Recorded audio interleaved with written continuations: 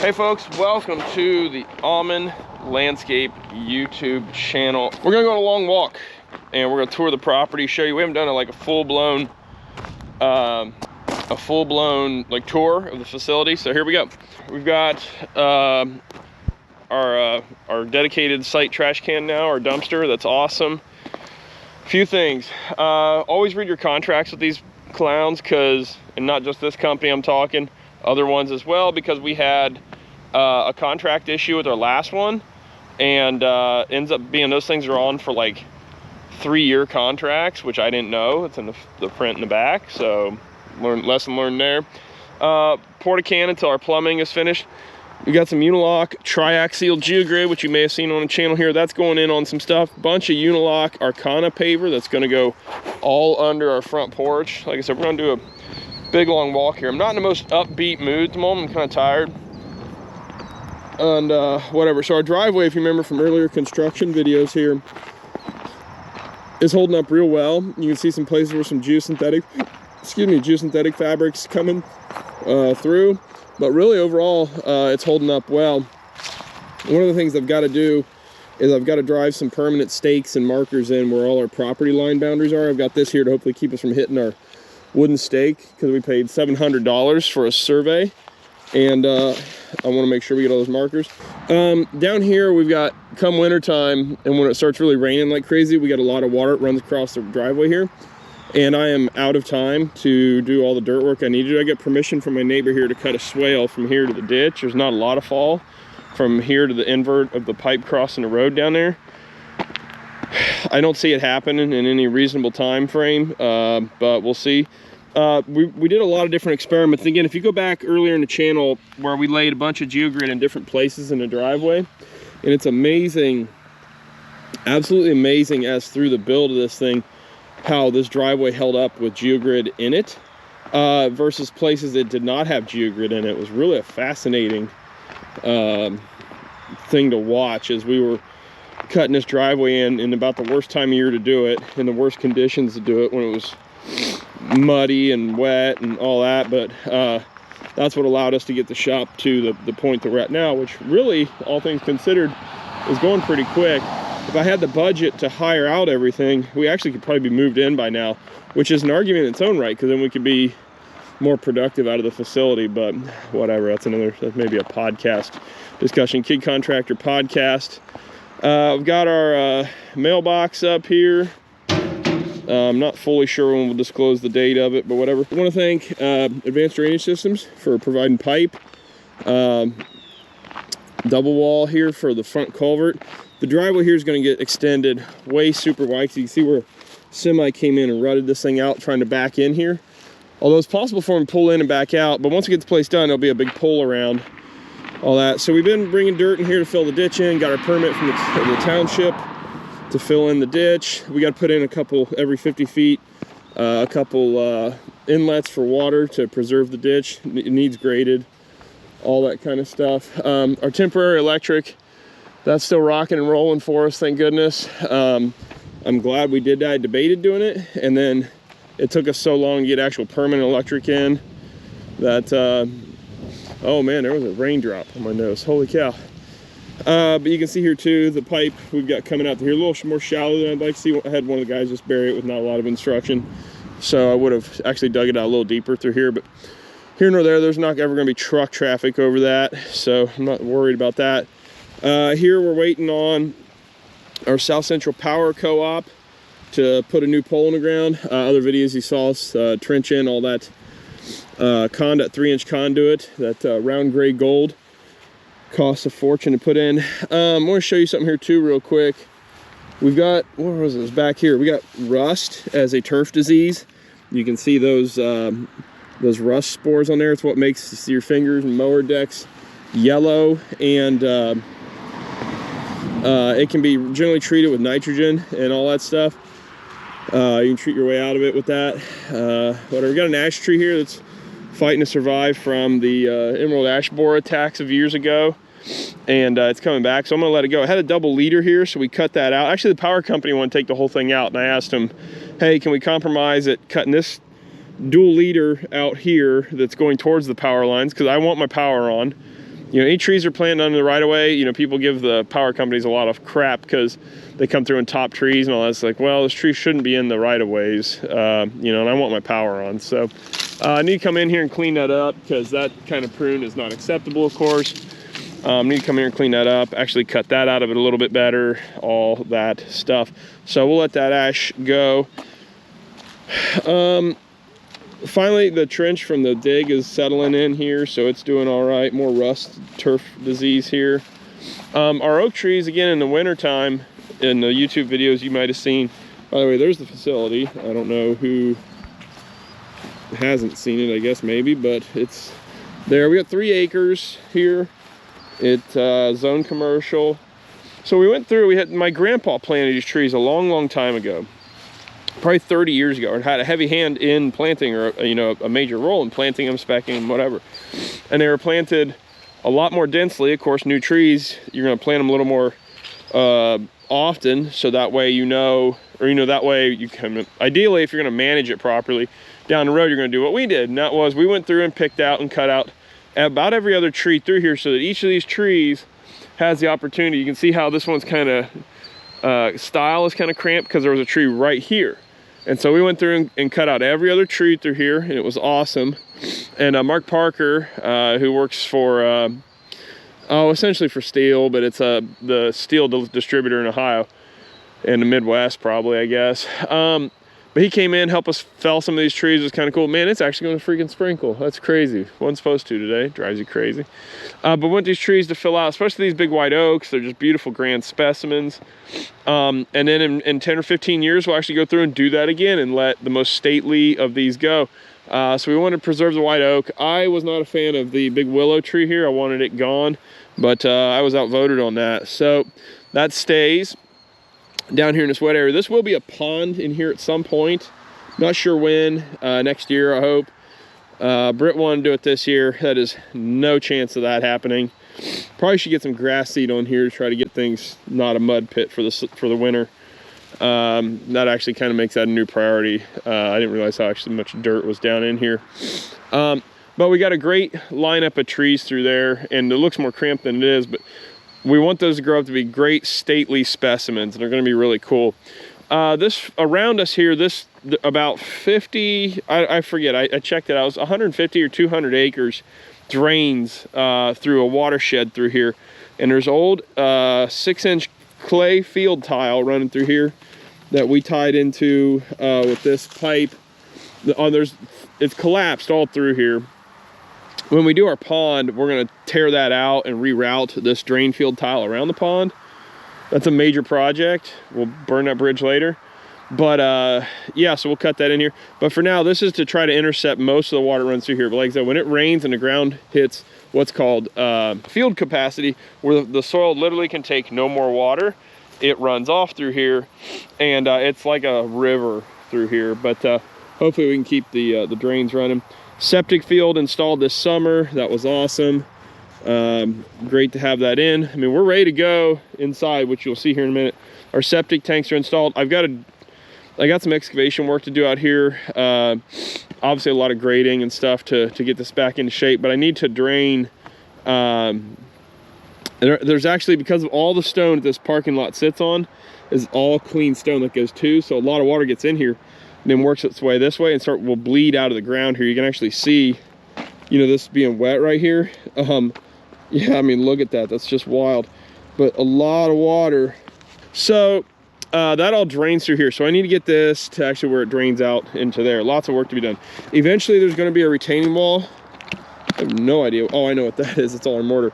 There'll be a retaining wall across here. This will all be parking lot. It's going to be awesome. We've got a bunch of ADS pipe in here stored. The guys kind of straightened this up a little bit. I don't know why our road mat is not lined up like that, but here's where our conduit ends. Because there's a shortage of pad mount transformers, they were going to bury a pole back here, run it up the pole, the electric, to a transformer, and then run back down through here And then ran over to this crazy setup. We had to run that out and around like that to get it. The power can't cross back over, so it had to go up and around to go in the building. You'll see. Our gas line is in. It's live. Just got to have something to hook it up to. I've got to do downspout conductors at some point. This was a project over the summer that Brittany and her mom took on, and that was doing all this veneer stone with Technosteel sticky stone, and I mean, it's on there good. It's awesome. So that glue is great. So check out videos for that. I got my hammer here. I'm gonna be selling. Whatever. Okay, so a few more things. Super cool stuff. Like I said, a lot of stuff to talk about here, folks. It's gonna be a long video. We've got all this side's downspouts tied into a 5,000 gallon rainwater cistern tank, which I think is the coolest thing on earth. It's intentionally very heavy. But we got this 5,000 gallon tank buried in the ground here with our inlets there that you can see. So we've been pulling some water from it here for a little bit. And with the help of our friends over at Rain Brothers, we're gonna put a hydrant out here, a jet pump or some setup, and we'll have water to wash trucks and do, you know, all sorts of stuff. But all the downspout lines all run into this thing. I need to put a filter on the end of those pipes. But also dug in a crazy French drain around that tank so that if the tank level's ever low and a water table builds up around it, doesn't blow that tank out of the ground. A lot of you southern folks know what I'm talking about when that happens, and it happens up here in Ohio as well. And I've seen Michigan pools pop out of the ground with high water tables, so it's all possible. But that drain's, it's 7 feet deep, that drain, and it runs clear out. But it also really served us well because it pulls a lot of water out of this parking lot area, so that's great. This will all be those Arcana pavers in here, which is going to be super cool. This is something we got to go through here and get this area really straightened up. So here we are. Welcome to our doors here. Got put in our friends at T7. They need commercial doors pretty much anywhere in the Midwest as installers. That's what those guys do. And it's super cool. So right now the building is getting spray foam insulation. So the crew has been in here. They have whatever marked off the whatever. Then also they've gone through and they're sealing up all these areas here. So anyways, they went through and did some pre-sealer work. All our electric is in the offices here. I'll give you a quick tour. Lobby area here. This is gonna be really cool. This will be like an L-shaped couch here. We got TV mounts all over. There's gonna be TV on the wall there. That's gonna be the Kid Contractor podcast studio, media room. That is gonna be a conference room that say you need to have a sales meeting in the Midwest. We'd be happy to rent you the space here at this beautiful facility. I'll probably get an Airbnb facility somewhere nearby here in Carroll. This is gonna be an office / room for the kids because they're gonna spend a lot of time here and we want it to be really cool for them. So study room, beanbag chairs, the whole bit, whatever. My guys probably spend more time in there than the kids because it's just gonna be super cool. The conference room, we'll have a big conference table in here, TVs all over the place. Kid Contractor podcast, gonna have a glass window there. I've got a cool old-timey on-air sign that's gonna go here in the studio, and we'll have a switchboard there. Bam, be awesome. I want to thank Company Cam. They're the people right now making the Kid Contractor podcast a reality. So thank you to Company Cam. And that app, by the way, is freaking awesome. Company Cam app is so cool. We've got, you know what? We'll do this one. But this is a job here that I went through. We're gonna look at doing, I rarely do this, but concrete sidewalk through there. But we went through and just took photos of it. I made all sorts of notes in here for each photo. All my guys can get in this app and look at the job. We're gonna redo all that stuff, redo all that. And it's all in here, and it automatically geotags to where it's at and all that kind of stuff. It's a freaking sweet app. I love it. So this is gonna be another open office area here, two cubicle style office, desks in here. Tons of can light. Let's talk about the lighting here. There's gonna be bathroom. This will be mechanical room here. So all of our electrical is coming in here. Here's our panel. This is what we had to do. This is how we had to finagle this. There are 2 panels. All our security system stuff. Our well is installed, so that comes in through here. And that is a big thing I've learned is go ahead and punch in your conduits and things to the outside as you're building it. You'll thank me later. All this water, this is our water tank's upstairs. I'll show you that in a minute. Our security system, then our radiant heat flooring all through here. So the office area has all radiant heating in the floor, which is gonna be amazing. This is my office, the C-suite here, if you will. Spray foam guys went through and sealed. I don't know why they chose, or like why they did some gaps and not others. I don't know. That's interesting. You know, punching in our exterior electric. We've got all of our wires here for, again, security cameras all over the place. Ran Cat 5 cable everywhere. My office, Brittany's office. Again, TV mounts in each room for monitoring stuff or watching a video or whatever. But went through, we've roughed in all of our electricity here. It's all roughed in. That's cool. Back into our lobby area. By the way, too, this area is going to have a Chipotle style feel to it. The underside of all this will be painted black. And the offices themselves, they're going to be drywalled off and insulated for soundproofing, a special kind of insulation for soundproofing. This is going to be the break room slash, you know, just kind of employee hangout area, you know, and just general hangout area for everybody. There's going to be a kitchenette or a kitchen in here in the corner. It's going to be awesome. Now we're going out into the shop. But yeah, this is the shop area. Again, this building is 70 by 120. Spray foam guys, again, they've been in and they've started spray foaming all of this up in here, which that whole upper area is done, which is awesome. And then they've gotten this whole east wall done here, which is cool. This stuff is crazy weird. Well, there you go. Now you can see. So that's pretty wild. That is open cell. I know everybody's got an opinion on open cell, just like, you know, opinions are like podcasts. Everybody's got one. So let's see. You're going with my sketchy ladder here. We'll show you the upstairs. This is going to be offices in the future. For future growth of the company. Might even sublease some of them just to friends or family, but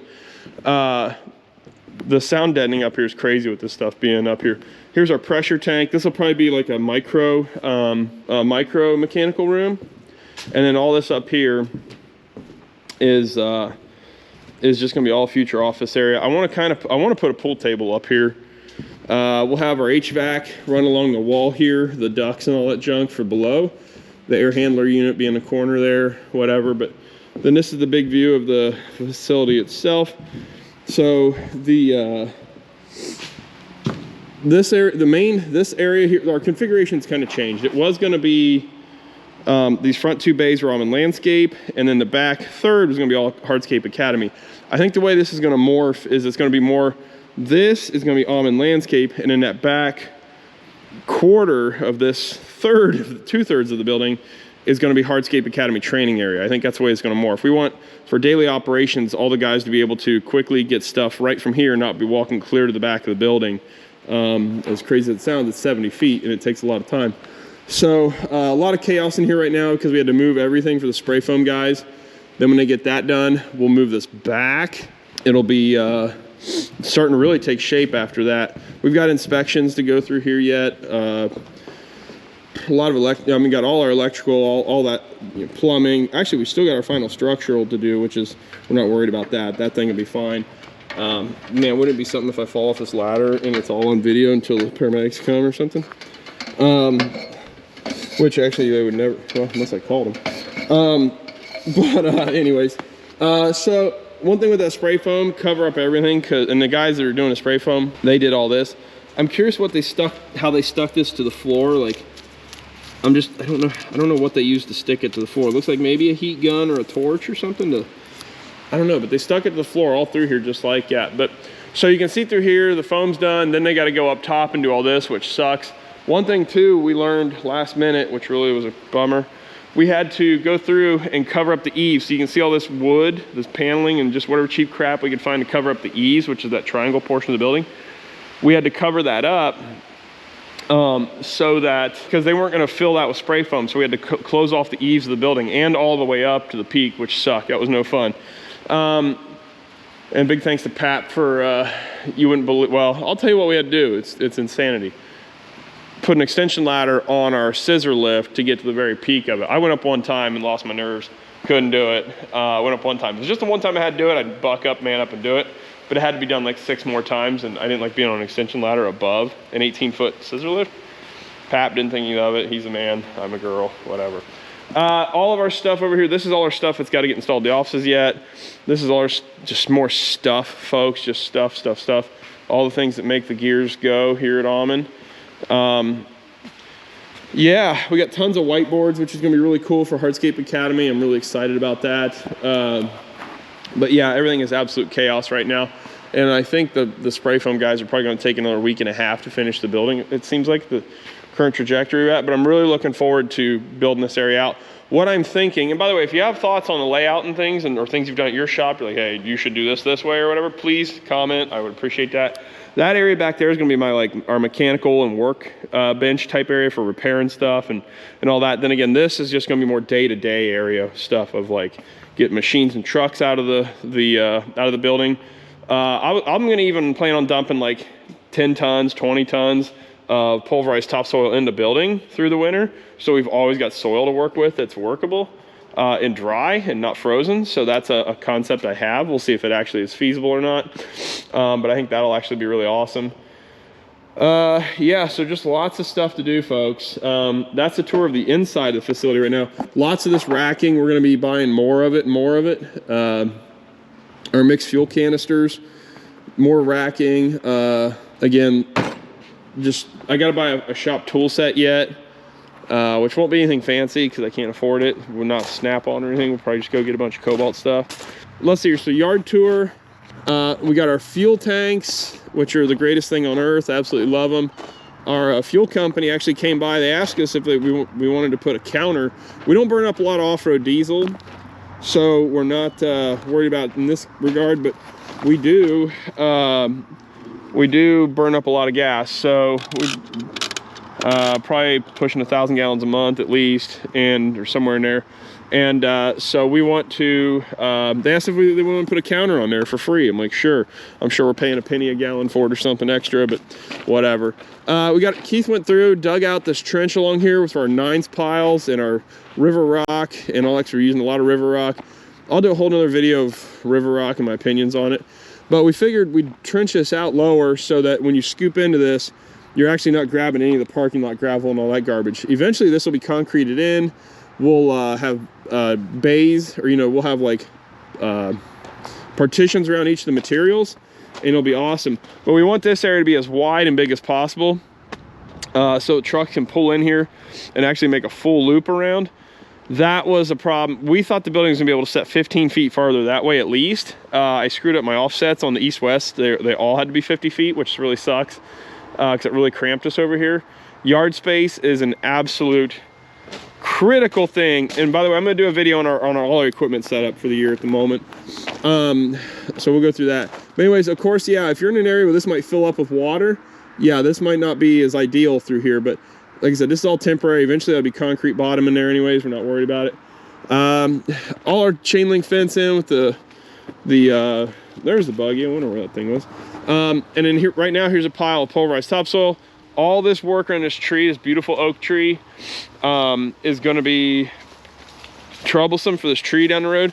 We're gonna try to do some vertical mulching and stuff like that. So if you know anything about vertical mulching, look that up. But you essentially drill holes in the ground, fill them with really good soil, and the tree roots will theoretically gravitate towards that and get nutrients and stuff that way. Because you can't build up more than a couple inches of soil on top of an existing root mass, because the tree roots have grown there intentionally for the right amount of oxygen and gas exchange and all that stuff through the root system. So if you bury that or strip it away, the tree is not acclimated to that like strata of soil. So you can really put a ton of stress on it. All this freaking soil has been here for a long time, and it's going to cause a lot of trouble. One of the other things too, I want to get up on this spoils pile with the dozer and actually tidy it up a little bit and get it tracked in, because winter's coming. I don't know if I'm gonna get this out of here in time, and a big part of a spoils pile is keeping it dry so you can move it anytime you need to or load it out. And this thing is all loose. It's got all this crap on top of it. So we need to get on here and really straighten this thing up and get it packed in, tracked in. We'll do a video on that. That dumpster, we're gonna bring that in the winter and paint it. Again, so much cool stuff we're gonna be able to do here over the winter time. I'm just like, I'm actually excited for winter. I've never been excited for winter before. We're also hosting courses here which is a perfect segue here, for training, for installing paver work and hardscape projects. So check out the Hardscape Academy for that. But yeah, we'll be building demos like this, full patios in the building in the wintertime. It's gonna be super cool. More yard area out here, so we're still working on staging this out and figuring it out.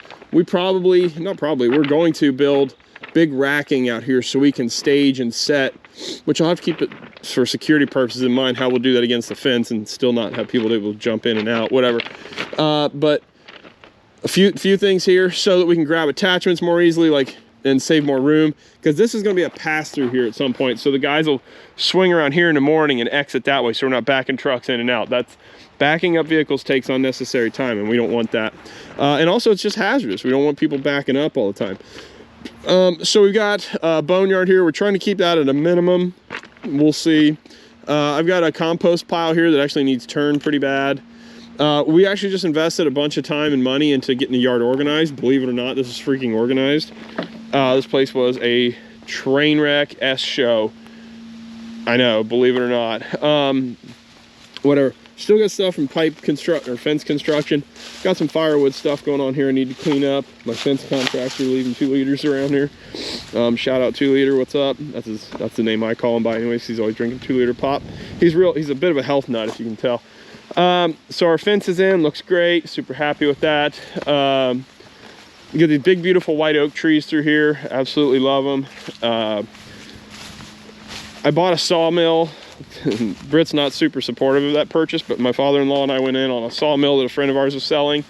Look at this Dawn Redwood trying to sprout some growth. Isn't that awesome? I got that from a client. I'm gonna saw that into boards. Mulberry trees, they'll grow anywhere and everywhere. Here's about $1 billion worth of junk pipe. It's still worth $1 billion. But all these logs here, we're gonna saw into boards, and a lot of it's from this property or has other sentimental value. Through here, I told you this is gonna be a long shop tour. I gotta get this concrete debris out of here. I don't know, just somehow, for some reason, refuses to leave. This spill box here, this needs to go out front. On that culvert needs to go. All this needs cleaned out of here. Got a buckeye tree.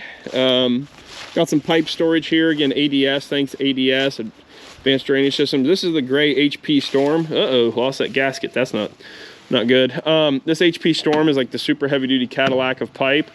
It's awesome. This fence, by the way, is not, whatever, that'll be okay. But that's going to go around the perimeter of this place, pick up all our subsurface water. Here is our well that got drilled, 120 feet deep. We're going to put this up again so that it doesn't get buried. That would be cool. Or backed over, something stupid happens. Here we're on the back side. Again, cameras everywhere, chain link fence, locks, all that stuff. Our hardscape trailer, which will be getting utilized again here soon. Right now it's actually being treated. We picked up a bunch of desks for free from an office. So it's actually holding a bunch of desks. As soon as the spray foam's done, those are going up on top of, I don't know what machine, I think it goes to the ditch, which of all things. Some more boneyard stuff here. We need this stuff out of here. Kind of ran through a quick thing on one of our latest in-person training apprentice program. Talked about laying geogrid and retaining walls and how to do that. That was cool. But yeah, so all sorts of stuff, some stormwater infrastructure stuff here that we mess with. Yeah, but the goal is going to be to get this place super organized. It's still a long process. It's going to take a while, but we'll get there.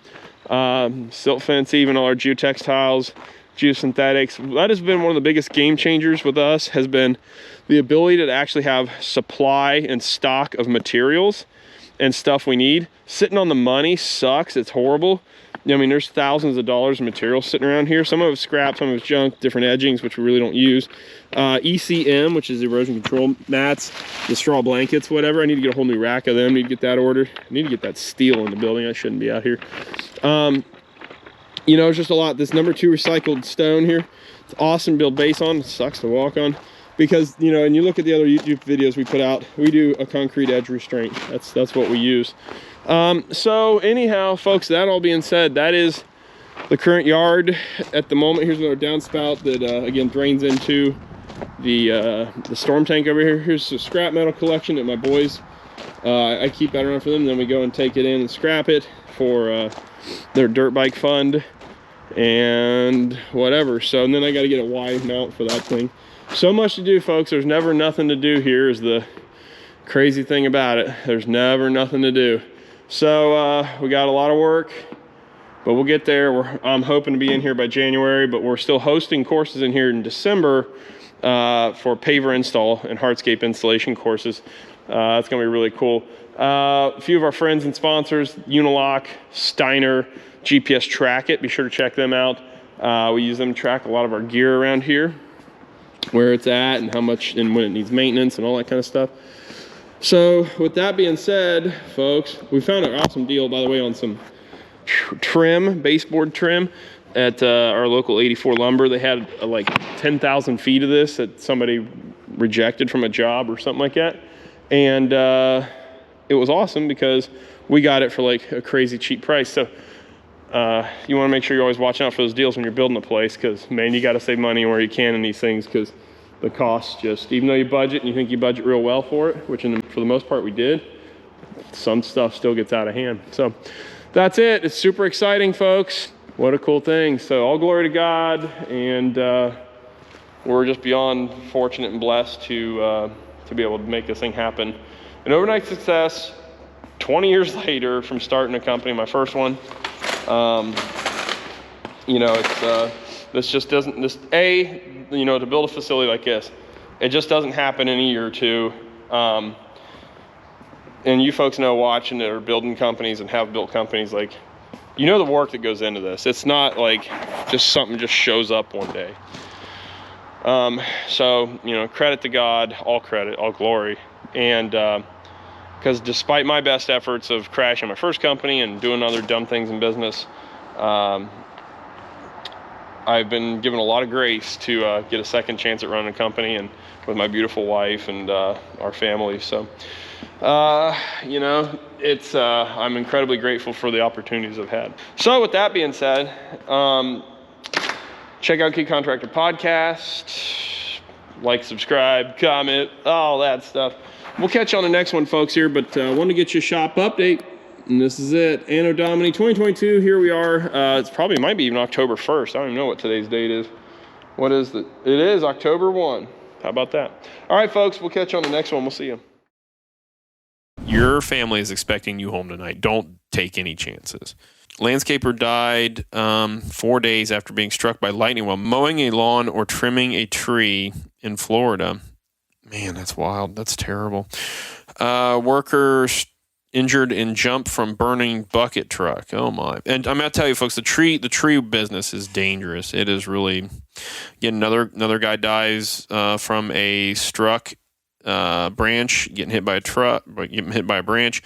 Let's see here, an ATV accident, another lift accident, tree trimmer was shocked. Folks, again, that is to drive home the point of, especially, I mean, if you dabble in trees, it is dangerous, folks.